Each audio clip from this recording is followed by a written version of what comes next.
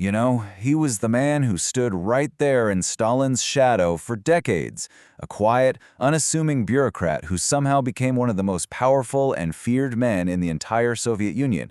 But who was Vyacheslav Molotov, really? Well, today we're going to dive in and find out. So, here's the central puzzle, right? How does a man with zero charisma, no military background, and honestly not much of a public profile, how does that guy become the second most powerful person in a brutal dictatorship? It just doesn't seem to add up.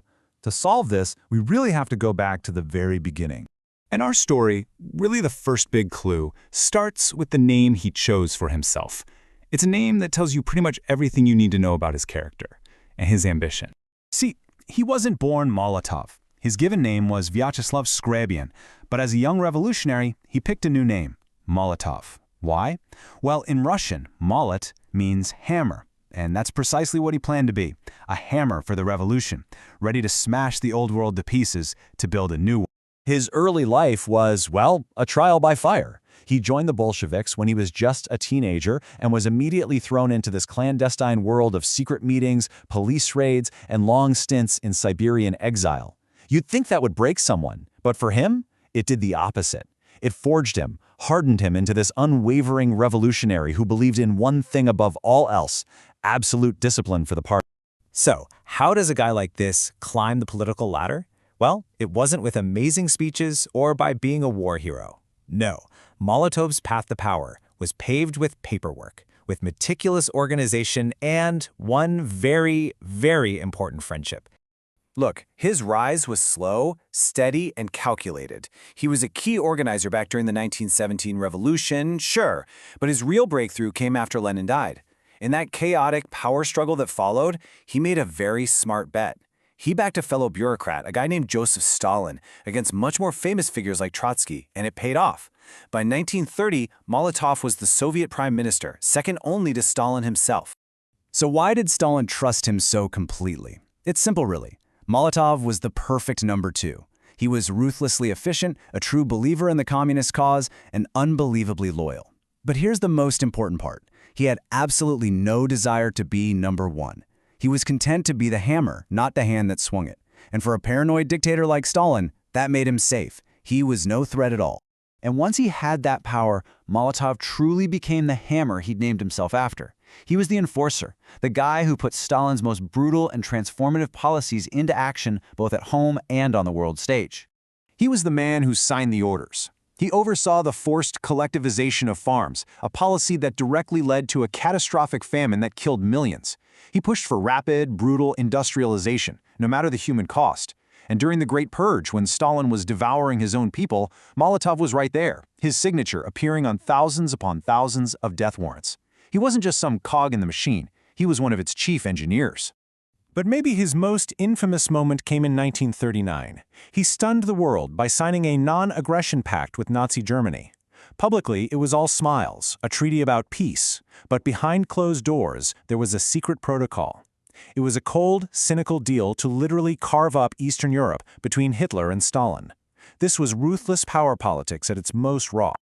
But just how far did this loyalty to Stalin and the state go? I mean, really, what was the limit? Well, he was about to face the most unimaginable test of that loyalty. A test that reveals the chilling, absolute core of his character. In 1949, Stalin decided to push Molotov to the absolute limit, in the cruelest way possible. He ordered the arrest of Molotov's own wife, Polina Zemchizina. She was accused of being a Zionist spy and shipped off to a brutal labor camp in the Gulag. This was a test, a horrifying question from a paranoid tyrant. Who do you love more, your wife or the party? Molotov's response was shocking. At a party meeting, he actually voted in favor of expelling his own wife. He stood by and did nothing as she was sent away to suffer. He chose the party, he chose Stalin. It's an almost unbelievable story, but it tells you absolutely everything you need to know about the man and his priorities. And here's the deep irony. The very source of Molotov's power, his total, unshakable devotion to Stalin, would be the exact reason for his downfall after the dictator's death. You see, the world started to change, but Molotov, he refused to change with it. After Stalin died in 1953, a new wind blew through the Soviet Union. The new leader, Nikita Khrushchev, started denouncing Stalin's crimes in a process called de-Stalinization. But Molotov, he would not have it.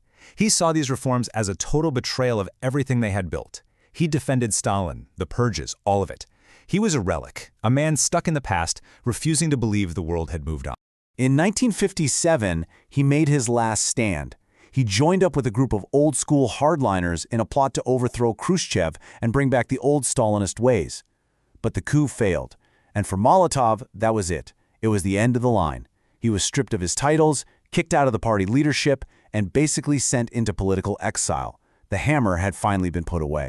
Molotov actually lived for another 3 decades, long enough to see the Soviet Union he helped build begin to crack and crumble.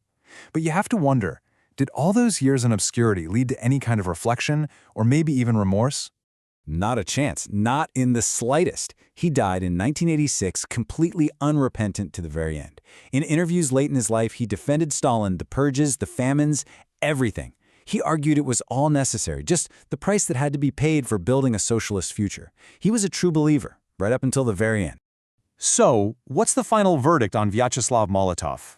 It's complicated. On one hand, you can't deny he was a brilliant administrator, a genuinely skilled diplomat, and a man of unwavering conviction. But on the other hand, he was a willing, active accomplice to mass murder, a man who showed zero remorse for the millions of lives that were destroyed in the name of his ideology. And maybe here's the ultimate irony. The one thing that most people still recognize his name for today is the Molotov cocktail, a crude, homemade firebomb. You know where that name came from? Finnish soldiers fighting against the Soviet invasion that Molotov himself had orchestrated. A weapon of the powerless, of resistance, named for one of the most powerful men on Earth. It's a bizarre and strangely fitting legacy. And that leaves us with a question that is just as relevant today as it was back then. Molotov was the perfect bureaucrat, right? The loyal soldier, the man who was just following orders. But where does that responsibility end? In a system built on terror, is the man who signs the death warrants any less guilty than the one who gives the command? It's a tough question with no easy answers, and it's one that his story forces us all to grapple with.